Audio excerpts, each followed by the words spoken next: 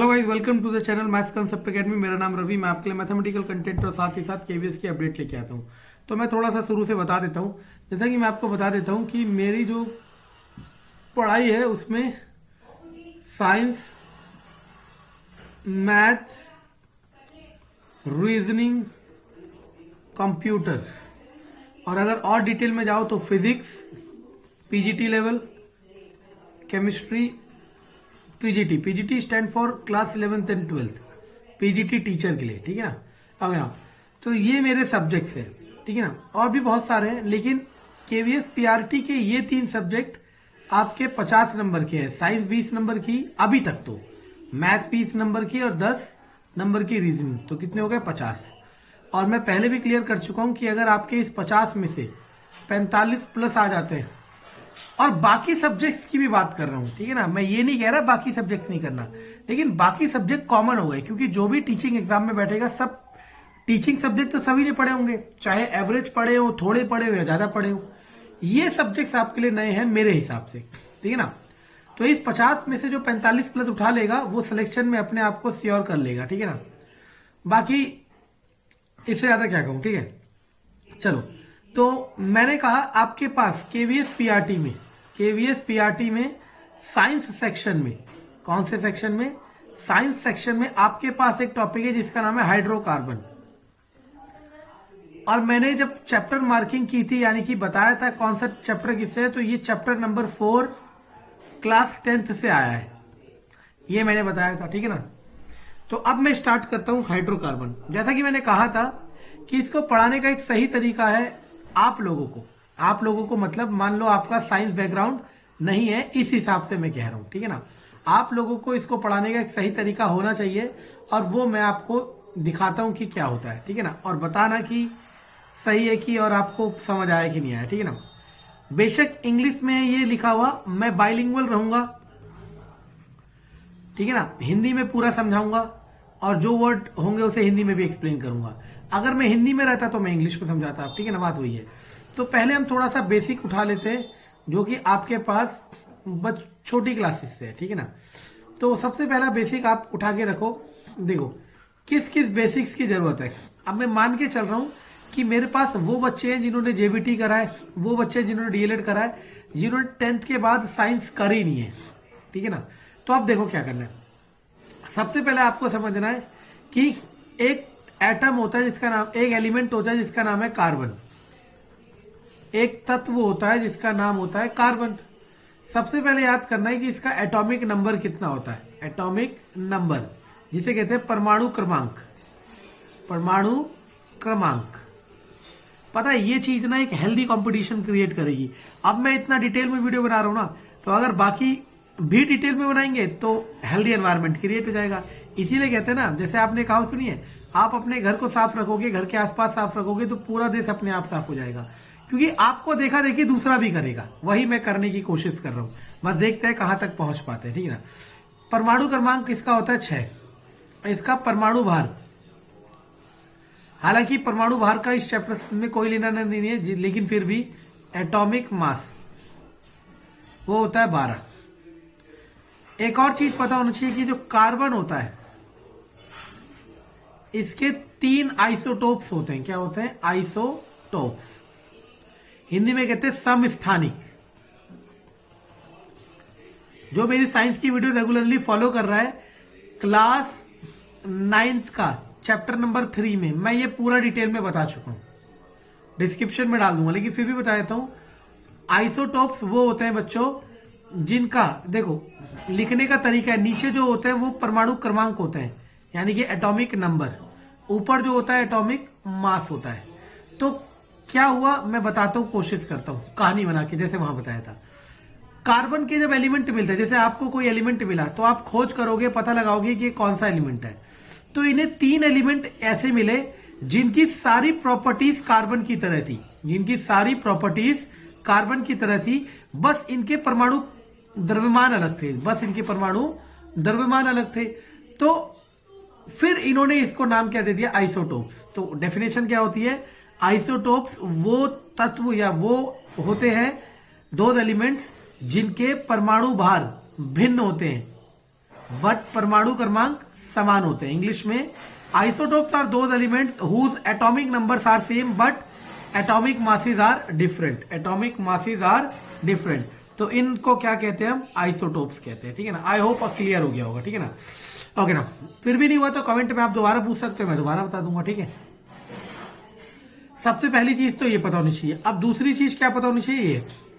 एक होता है जिसे हम कहते हैं, ये चैप्टर में कराऊंगा क्लास 9 चैप्टर नंबर 4 जब होगा उसे हम कहते हैं इलेक्ट्रॉनिक डिस्ट्रीब्यूशन। इलेक्ट्रॉनिक डिस्ट्रीब्यूशन या इलेक्ट्रॉन डिस्ट्रीब्यूशन। तो ये क्या हो गया? Electron distribution. ठीक है ना, अब सुनना मैं क्या कह रहा हूं। हम तो ये वर्ड कह देते हैं लेकिन एग्जैक्ट वर्ड ही होता है। अब मान लो कार्बन का परमाणु क्रमांक 6 है। क्या है? 6। अब एटम का जो स्ट्रक्चर होता है वो कुछ इस तरीके से होता है कि उसके बीच में होता है न्यूक्लियस। न्यूक्लियस को कहते हैं नाभिक, और इसके ये ऑर्बिट, इन्हें ऑर्बिट्स कहते हैं,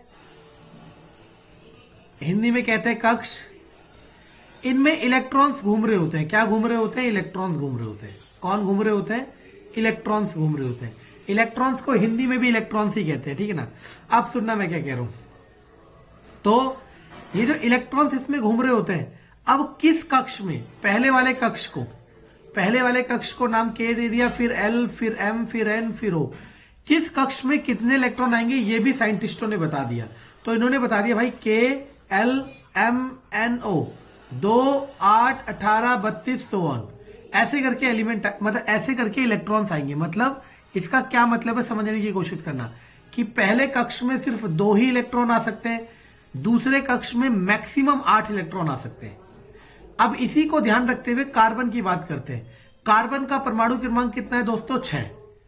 तो कार्बन का परमाणु क्रमांक 6 है। मतलब परमाणु क्रमांक का मतलब होता है, मैं लिख देता हूं, परमाणु क्रमांक that is atomic number. Atomic number is equal to number of electron. ये भी आपके पेपर में आ सकता है। क्या हो रहा है मेरे?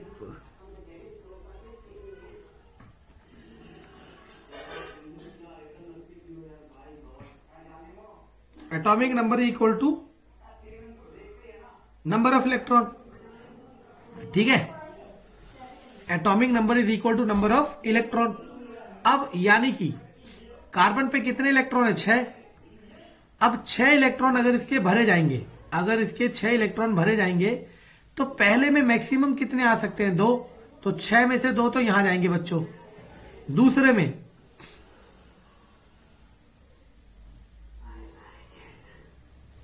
ओके, दूसरे में बचे कितने बच्चों? 6 में से 2 गया 4, तो 4 इसमें आएंगे।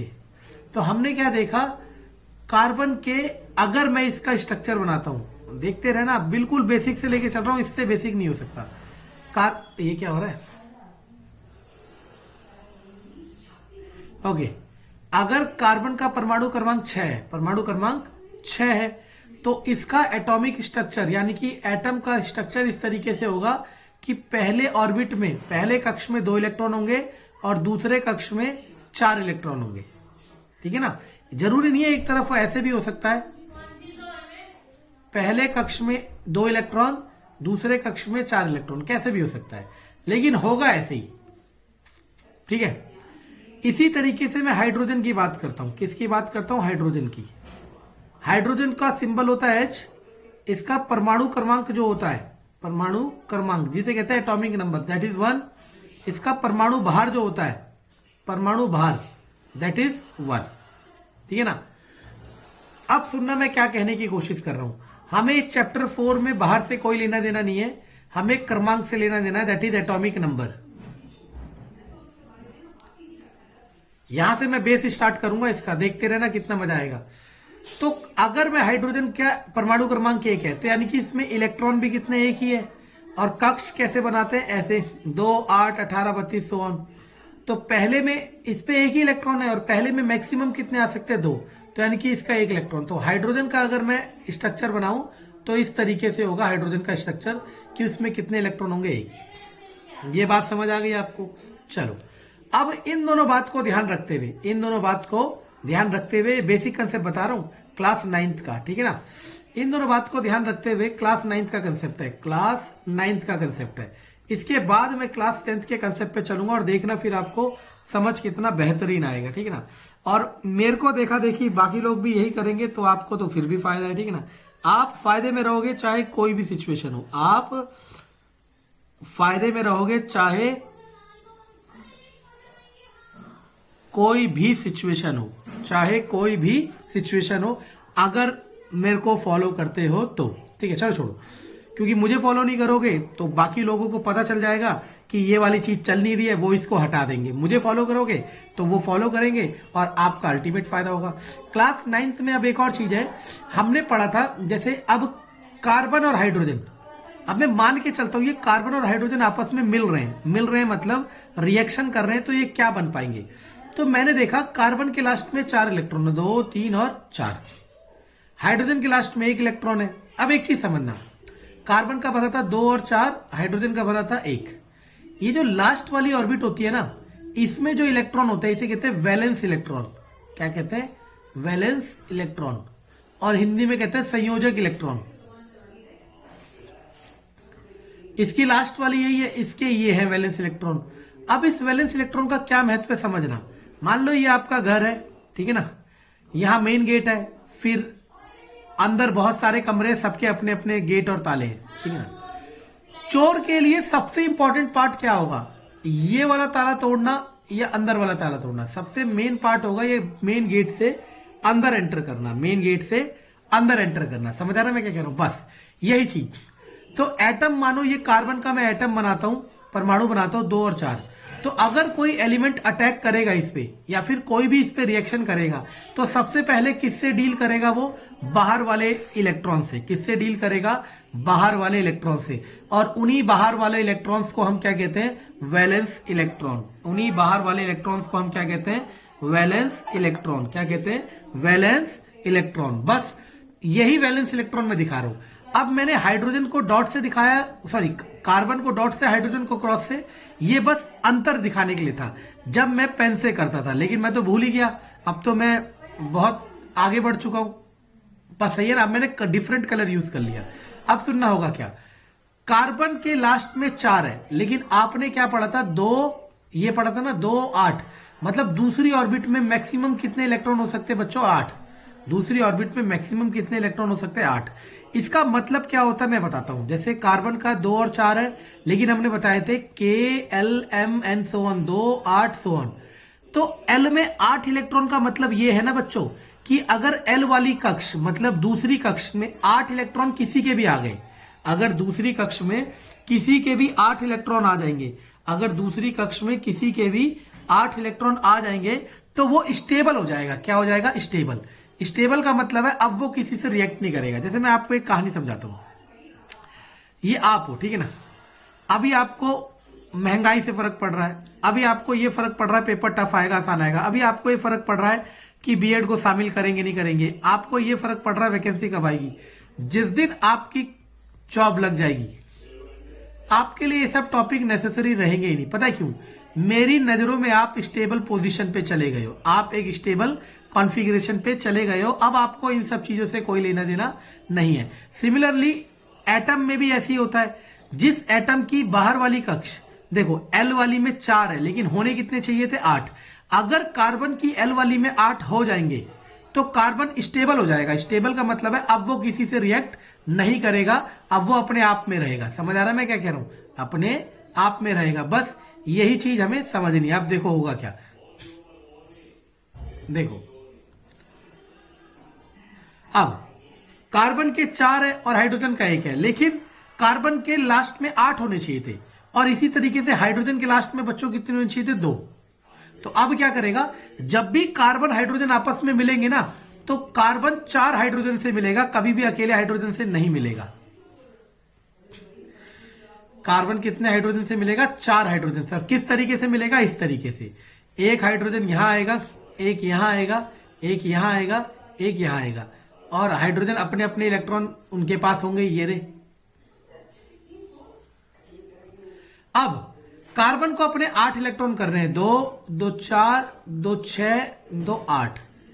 हाइड्रोजन को 2 करने हैं, 2 2 2 और 2। और ये जो हमने बांटा है इसे कहते हैं शेयरिंग ऑफ इलेक्ट्रॉन। क्या कहते हैं? शेयरिंग ऑफ इलेक्ट्रॉन, इलेक्ट्रॉन को आपस में बांटना। और इससे जो बॉन्ड बनते हैं उन्हें कहते हैं कोवलेंट बॉन्ड। क्या बनाते हैं? Covalent bond. अब याद रखना कि carbon carbon always form covalent bond.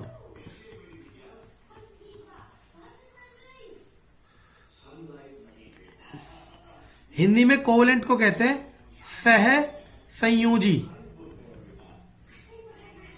आबंध।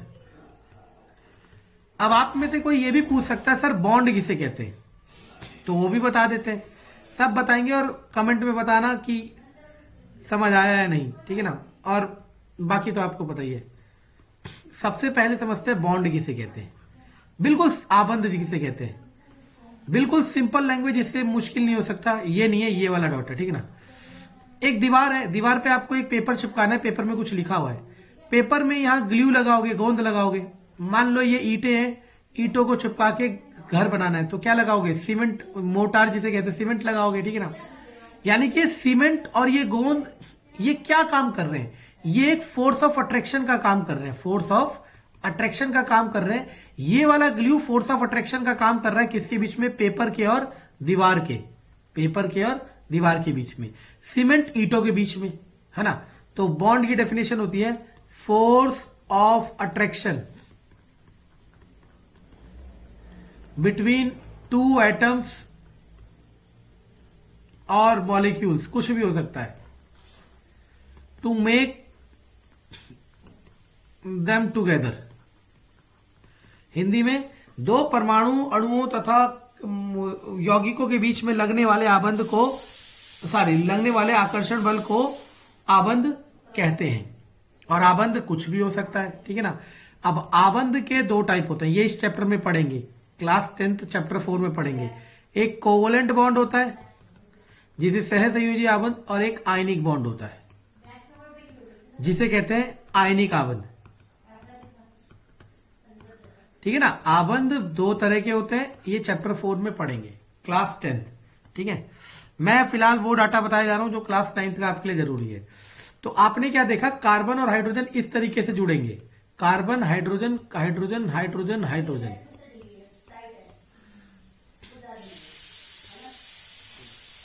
ये हाइड्रोजन के इलेक्ट्रॉन है, दो दो दो दो, थोड़ी चौड़ी होगी लाइन, और दो, है ना। लेकिन अब ना ये लिखने में थोड़ा बेकार होता, तो अब देखो हम क्या करेंगे, दो इलेक्ट्रॉन को एक लाइन से रिप्रेजेंट कर देंगे, दो इलेक्ट्रॉन को एक लाइन से रिप्रेजेंट कर देंगे, इसे कहते हैं बॉन्ड लाइन। क्या कहते हैं? तो carbon hydrogen hydrogen hydrogen hydrogen, ये देखने वाले को दिखना चाहिए कि ये दो इलेक्ट्रॉन्स है, ठीक है ना।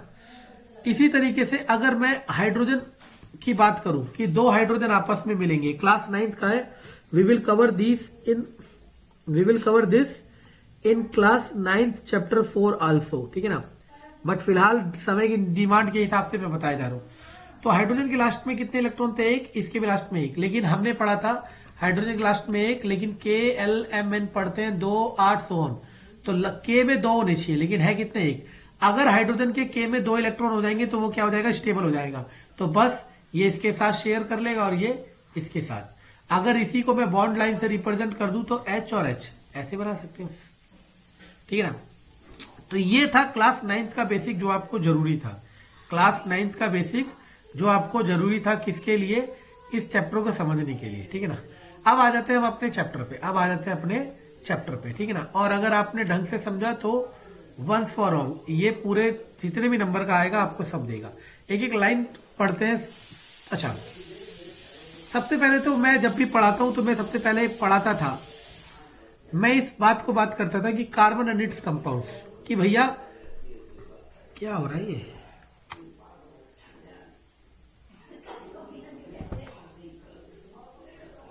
हाँ, कि भैया कार्बन के ही क्यों कंपाउंड पढ़े जा रहे हैं और किसी के क्यों नहीं पढ़े जा रहे।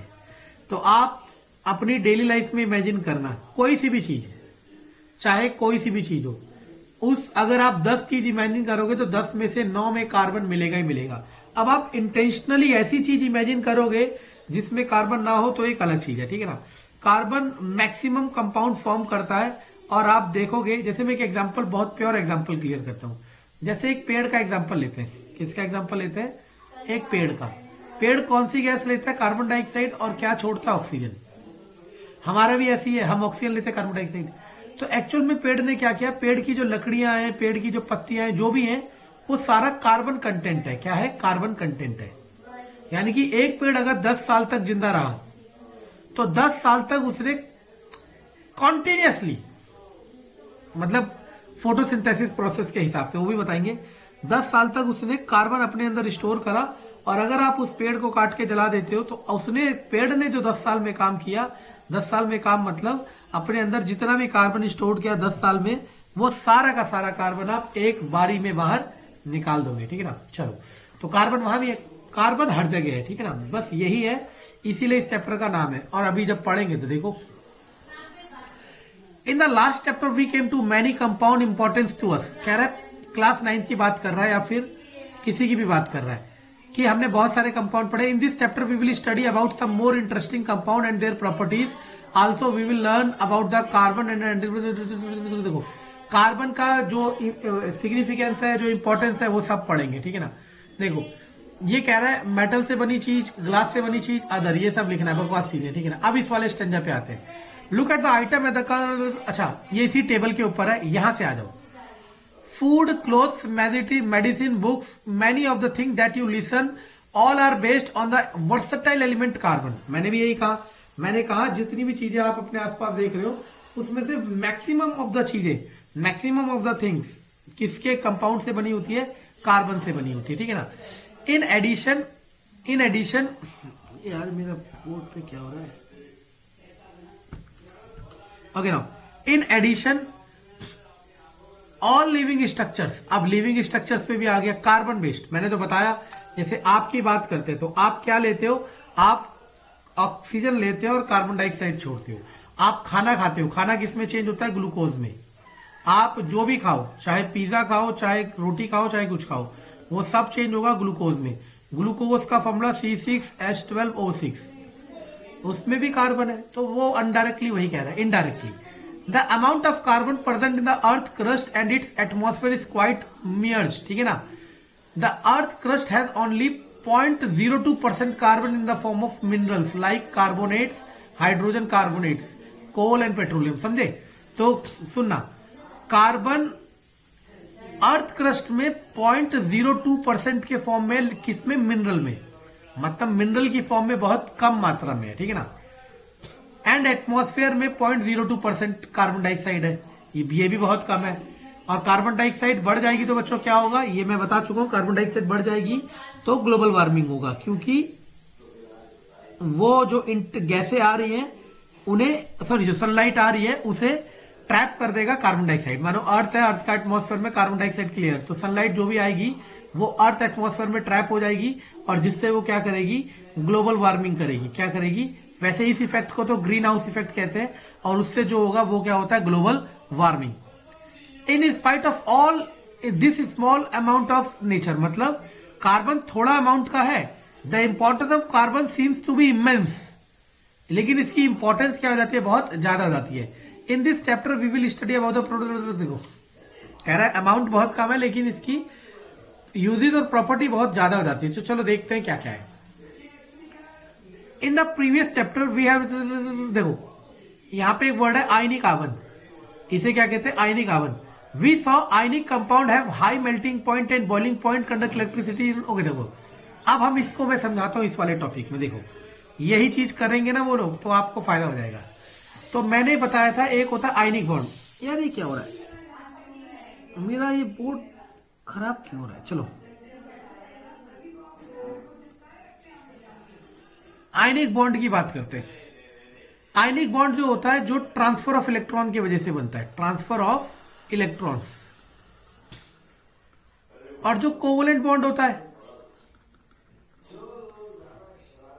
वो शेयरिंग ऑफ इलेक्ट्रॉन। इलेक्ट्रॉन के आपस में बांटने से, इलेक्ट्रॉन के लेने देने। जैसे हाइड्रोजन की बात करी थी तो डाइहाइड्रोजन ऐसे बनता था। जैसे मैं NaCl की बात करता हूं, मैं समझा देता हूं, ये वाला स्पेस यूज करता हूं। सोडियम का एटॉमिक नंबर कितना होता है? 11। तो 2, 8 और 1। क्लोरीन का होता है 17। तो 2, 8 और 7। इसके लास्ट में 8 होने चाहिए। मुझे पता है 2, 8, 18 लिखा है, लेकिन आप ऐसे करोगे कि पहले में 2 होने चाहिए, बाकी सब में 8 होने चाहिए। इसमें भी 8 होने चाहिए। अब देखो, इसके पास 1 है, होने चाहिए 8। इसके पास 7 है, होने चाहिए 8। तो आप करेंगे क्या? ये अपना 1 इलेक्ट्रॉन दे देगा किसी को, ताकि ये वाली ऑर्बिट खत्म हो जाए। और यहां पे तो 8 है ही, लेकिन इसके पास 7 है, ये देगा नहीं। तो ये 1 इलेक्ट्रॉन ले लेगा किसी से, ताकि इसके पास क्या हो जाए? 8 हो जाए। तो यानी कि सोडियम के लास्ट में 1 इलेक्ट्रॉन है, क्लोरीन के लास्ट में 7 इलेक्ट्रॉन है। क्लोरीन को 1 इलेक्ट्रॉन चाहिए और सोडियम 1 इलेक्ट्रॉन देना चाहता है। सोडियम अपना इलेक्ट्रॉन क्लोरीन को ही दे देगा। तो जिसकी वजह से सोडियम पे प्लस चार्ज आ जाएगा, क्लोरीन पे माइनस चार्ज आ जाएगा।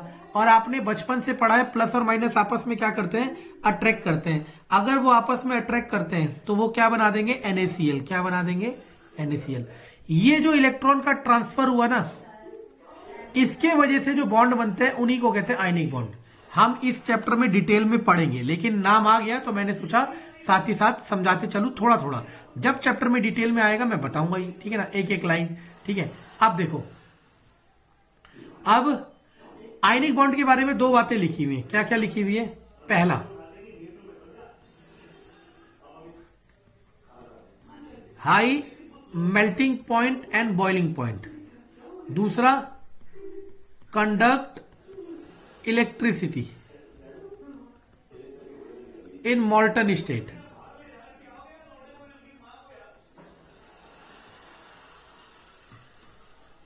ठीक है, अब सुनना।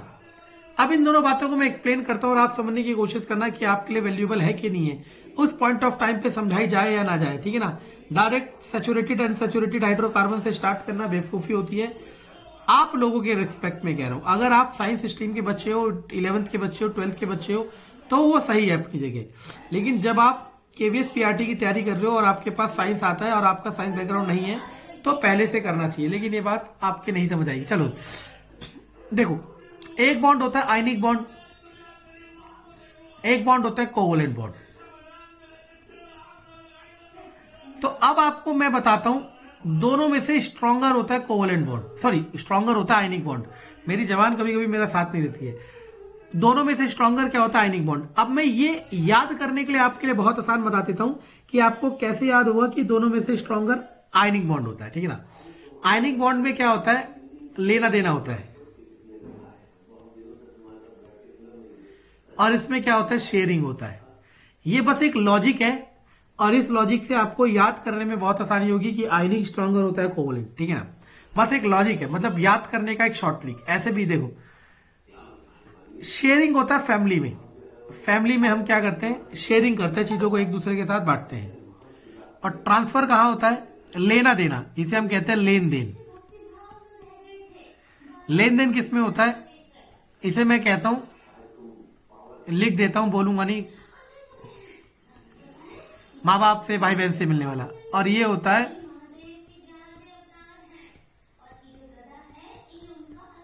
ठीक है ना, समझ गए ना? बस इसमें कुछ लिया या दिया ही जाता है, वो हम एक्सप्लेन नहीं कर सकते कैसे। ठीक है ना, तो अब आप मुझे बताओ स्ट्रांग कैसे होना चाहिए था? ये वाला। लेकिन आपको भी पता है कि स्ट्रांग कौन सा होता है? ये वाला। एग्जाम्पल है, इस बच्चे को इतने साल पाला जाता है, लेकिन बाद में वो किस तरफ चले जाता है? इस तरफ। और इस तरफ के चक्कर में वो इस तरफ छोड़ देता है ना। तो याद रखना, होना कौन सा चाहिए था? कोवलेंट स्ट्रॉन्गर, लेकिन होता कौन सा? आयनिक। आयनिक क्यों होता है स्ट्रॉन्गर, ये मैं एक्सप्लेन कर देता हूं। ठीक है ना, ये ज्यादा डिटेलिंग नहीं है। आप सोच रहे हो डिटेलिंग अगर करने पे आए तो बहुत डिटेलिंग है। ठीक है ना, मैं आपको इतना बता रहा हूं कि आपको चीजें याद ना करनी पड़े। कल को अगर ये आ जाए कि आयनिक और कोवलेंट कौन स्ट्रॉन्गर है, तो एक बच्चा रटेगा और आपको सिर्फ समझना है। ठीक है ना, तो सुनना मैं क्या कह रहा हूं। आयनिक बॉन्ड जो होते हैं ना, वो आयंस की वजह से बनते हैं। आयनिक बॉन्ड आयंस की वजह से बनते हैं। आयंस का मतलब प्लस और माइनस। जैसे NaCl का एग्जांपल, Na पे प्लस, Cl पे माइनस, तभी तो आपस में अट्रैक्ट हुए वो। और प्लस और माइनस का जो बॉन्ड होता है, उसमें जो फोर्स लगता है, यानी कि जो चार्जेस के बीच में जो फोर्स लगता है उस फोर्स को कहते हैं इलेक्ट्रोस्टैटिक फोर्स। और आपको हैरानी होगी, इलेक्ट्रोस्टैटिक फोर्स ग्रेविटेशनल फोर्स से भी बड़ा होता है। यह भी आपका क्वेश्चन आ सकता है, इलेक्ट्रोस्टैटिक फोर्स ग्रेविटेशनल फोर्स से भी बड़ा होता है। यानी कि आयनिक बॉन्ड में कौन सा फोर्स लग रहा है, इलेक्ट्रोस्टैटिक, तो आयनिक बॉन्ड स्ट्रॉन्गर होगा किससे, कोवलेंट से। अब मैं समझाता हूं इसका मेल्टिंग पॉइंट और बॉइलिंग पॉइंट से क्या लेना देना है।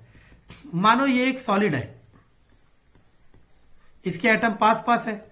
जब आप इसे हीट करते हो तो आप बॉन्ड को तोड़ रहे होते हो ताकि ये कौन सी स्टेट में आए, लिक्विड में आए, और हीट करते हो तो किस में जाए, गैस में जाए। यानी कि जिसका ये फोर्स ऑफ अट्रैक्शन बहुत हाई होगा, उसको तोड़ने में आपको उतनी मुश्किल लगेगी, इसीलिए इसका मेल्टिंग पॉइंट और बॉइलिंग पॉइंट हाई होता है। दूसरी चीज, अब ये लिखा है कि जो आयनिक solid conduct in molten state, इसका क्या मतलब है। मानो ये एक सॉलिड स्टेट है आयनिक सॉलिड की, जिसमें plus minus plus minus plus minus plus minus plus minus plus minus ये सब है। आपने यहां पे क्या करा, इलेक्ट्रिसिटी लगा दी, ये बैटरी लगा दी, ये प्लस है माइनस, और आपको पता है इलेक्ट्रॉन के फ्लो से क्या मिलता है, करंट मिलता है। इलेक्ट्रॉन के फ्लो से क्या मिलता है, करंट मिलता है। इलेक्ट्रॉन नहीं होता एक्चुअल में, वो आयंस होता है। क्या होता है, आयंस, चाहे वो प्लस वाले हो चाहे वो माइनस वाले हो, मतलब चार्ज पार्टिकल होता है, चाहे पॉजिटिव चार्ज पार्टिकल हो चाहे नेगेटिव चार्ज पार्टिकल हो, चार्ज पार्टिकल होना चाहिए, उसके फ्लो से आपको क्या मिलेगा, करंट मिलेगा। अब यहां पे चार्ज पार्टिकल तो आपके पास है, लेकिन वो चार्ज पार्टिकल मूव नहीं कर सकता। क्यों, क्योंकि वो सॉलिड स्टेट मतलब कॉम्पैक्ट है, मतलब वो फिक्स है। लेकिन जैसे ही इस सॉलिड को आप लिक्विड स्टेट में लाओगे तो इसके पार्टिकल्स दूर दूर हो जाएंगे, है ना। अब आप अगर इलेक्ट्रिसिटी लगाओगे तो पार्टिकल मूव कर सकते हो और आपको क्या मिल जाएगा, करंट। तो ये लाइन का ये मतलब है, ठीक है ना। तो ये जो लाइन लिखी हुई है, कंडक्ट इन सॉल्यूशन और इन मॉल्टन स्टेट, इसका मतलब ये है। We also saw nature of the bonding in ionic compound, ठीक है ना। आयनिक कंपाउंड का नेचर देख रखा है, ठीक है ना। एक्सप्लेन दीज प्रॉपर्टीज लेटर, देखो आइए, most of the carbon compound are poor conductor of electricity. इस लाइन को मैं एक्सप्लेन करता हूं और समझना, ठीक है ना। उसने कहा most of the carbon compound poor conductor of electricity, मतलब कार्बन के यौगिक अधिकतर इलेक्ट्रिसिटी को कंडक्ट नहीं करते। इसका क्या मतलब है, जैसे लकड़ी, मैंने अभी क्या कहा था, लकड़ी कुछ नहीं है, कार्बन ही है बस, क्योंकि पेड़ ने कार्बन डाइऑक्साइड ली और हमें क्या दी, ऑक्सीजन दी, तो कार्बन लकड़ी की फॉर्म में स्टोर कर लिया। 2 मिनट, हाँ मैं जा रहा हूं। ओके नाउ, इसके बाद आप समझना मैं क्या कह रहा हूं। अब ये ऐसा क्यों होता है समझाता हूं। क्योंकि कार्बन क्या बनाते हैं दोस्तों, कोवलेंट बॉन्ड बनाते हैं। क्या बनाते हैं, कोवलेंट बॉन्ड। और कोवलेंट बॉन्ड में इलेक्ट्रॉन देने लेने वाला कोई नहीं होता, और इलेक्ट्रॉन अगर देने लेने वाला कोई नहीं होगा तो वो कंडक्ट नहीं करेगा, क्योंकि कंडक्ट करने के लिए या तो प्लस या माइनस, मतलब चार्ज पार्टिकल का होना कंपलसरी है, लेकिन इस पे चार्ज पार्टिकल नहीं होते। ये इसका रीजन है, ठीक है ना। अगर आज की क्लास पसंद आई तो इसको फैलाओ, ठीक है ना। फैलाओगे तो मेरा फायदा है, इसके साथ साथ आपका भी फायदा है, ठीक है ना। तो ये एक्चुअल था जो आपको कराना चाहिए। एक एक लाइन के अंदर का कंसेप्ट बताना चाहिए। पता है मैं कह रहा हूं वो भी बताएंगे कंसेप्ट लाइन के अंदर का, लेकिन कब, जब आप उनका कोर्स खरीद लोगे। और कंसेप्ट को छोड़ के ऊपर देखो, ये मोती बीनने के लिए नीचे जाना पड़ता है ना, ऊपर आपको बहुत कलाकारी दिखाएंगे, और आप कहोगे मोती चाहिए तो कहेंगे आ जाओ भाई कोर्स ले लो, है ना। मैं कह रहा हूं अगर वो मोती आपको पीना उसके दिला रहे तो वो काम किया, अदरवाइज सब बेकार है, ठीक है। लेकिन आप नहीं समझोगे क्योंकि आपको आदत पड़ चुकी है इन सब चीजों की।